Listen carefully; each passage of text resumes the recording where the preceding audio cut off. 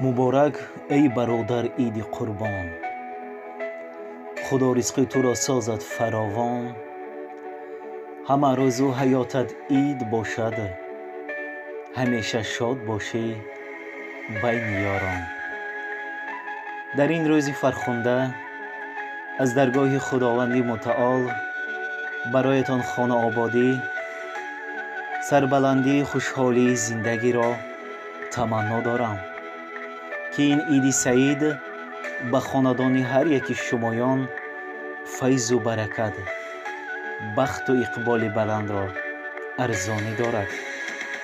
صد مهر و وفا میان یاران باشد، صد مهر و وفا میان یاران باشد، دوستان مرا خدا نگهبان باشد. عید سعید به هر